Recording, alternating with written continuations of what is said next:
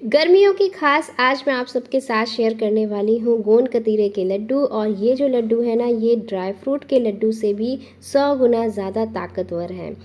इस समय जब इतनी ज़्यादा गर्मी पड़ रही है, हर कोई गर्मी से परेशान है, तो आपको चाहिए कि आप अपने शरीर की इम्यूनिटी को मजबूत करें और हीट स्ट्रोक से बचाएं। तो इसके लिए आज मैं आप सबके साथ शेयर करने वाली हूँ गोंद कतीरे के लड्डू बनाना, जिसको बनाना काफ़ी आसान है। और जिनको इसके बारे में नहीं पता है, मैं उनको भी बताऊंगी कि आखिर गोंद कतीरा होता क्या है, इसमें क्या क्या मिलता है, क्यों ये इतना ज़्यादा अच्छा होता है और क्यों इसे गर्मियों में ही खाया जाता है। तो आप देखिए कितने ज़्यादा मज़े के हमारे ये जो लड्डू हैं ये बन कर के तैयार हुए हैं। चलिए शुरू करते हैं इसको बनाना। तो इसको आज हम गेहूं के आटे से बना रहे हैं।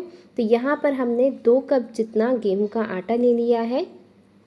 तो ये देखिए हमने 2 कप आटा लिया है और ये जो 1 कप था उसमें लगभग 200 ग्राम के करीब आटा था। तो यहाँ पर लगभग 400 ग्राम के जितना हमने आटा ले लिया है। इसे हमें इस तरीके से धीमी आंच पे भूनना होगा। आटे को अच्छी तरीके से भूनेंगे जब तक कि इसका कलर अच्छे से चेंज नहीं हो जाएगा। तो लगातार आप इसे चलाते रहिए ताकि ये बिल्कुल भी जले नहीं और अच्छे से जो है इसका जो बराबर कलर है वो आ जाए। तो बस इसी तरीके से आप इसे जो है भूनते रहिए। आटे को भूनने में थोड़ा सा समय लगेगा, लेकिन जैसे ही आटा भुन जाएगा बहुत ही जल्दी से हमारे जो लड्डू हैं वो बन जाएंगे। अब साथ में हम डालेंगे डेसिकेटेड कोकोनट यानी कि नारियल का बुरादा।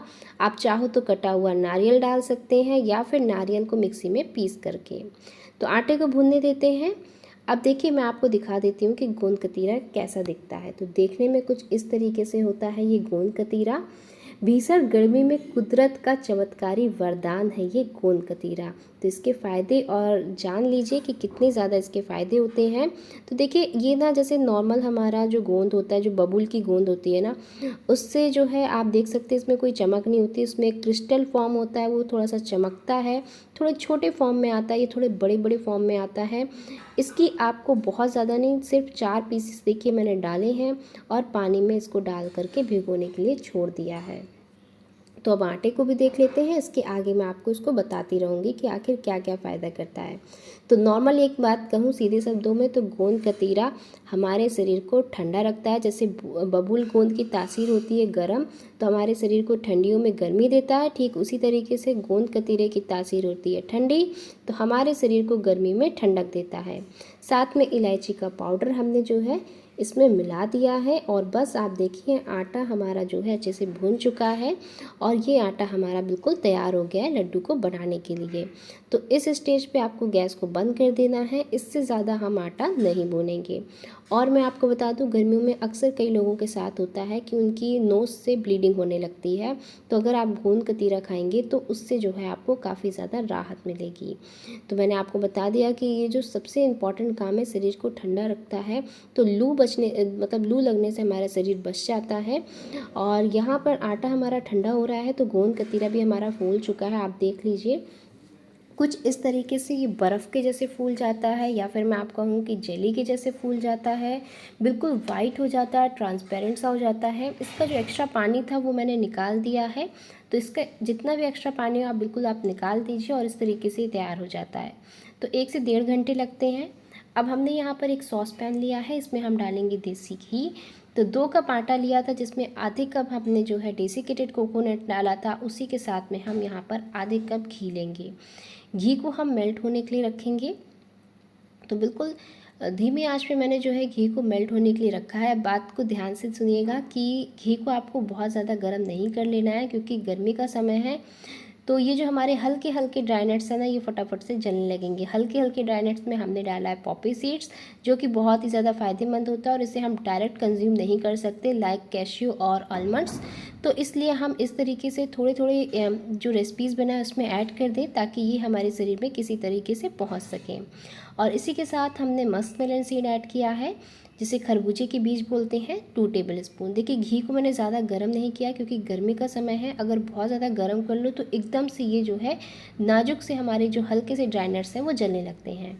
तो ये देखिए ये अच्छे से जो हमारे मस्क मेलन है और पॉपी सीड्स हैं ये अच्छे से रोस्ट हो गई हैं।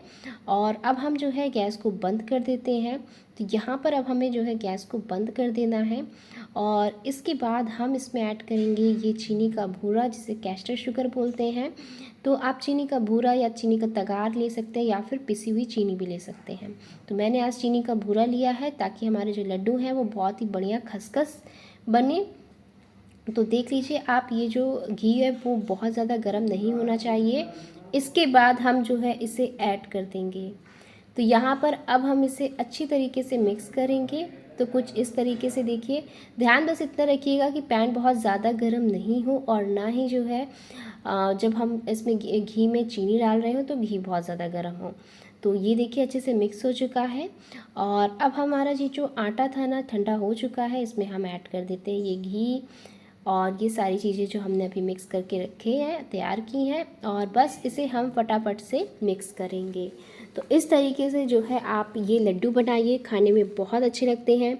और मुझे नहीं लगता कि दिन भर में किसी का भी मन नहीं करता हो कि एक बार कुछ मीठा खाना हो। तो ऐसा तो होता ही है कि दिन भर में एक बार हमें लगता है कि यार कुछ मीठा खाने को मिल जाए। अब अगर आप गलत चीज़ें खाएंगे, लाइक चॉकलेट खाएं या बाज़ार की चीज़ें खाएं, आइसक्रीम खाएं, उससे अच्छा है कि आप एक लड्डू खाइए जो कि हेल्दी भी है। तो यहाँ पर देखिए हम इसे अच्छी तरीके से मिक्स करेंगे, बहुत अच्छे से मिक्स करते जाएंगे। तो क्योंकि गर्म था तो मैं इस तरीके से स्पैचुला और इस तरीके से एक लैडल की मदद से इसे अच्छी तरीके से मिक्स कर रही हूँ। और ये देख सकते हैं अच्छे से मिक्स कर दिया है। एंड देन हम इसमें गोंद कतीरा ऐड कर देंगे।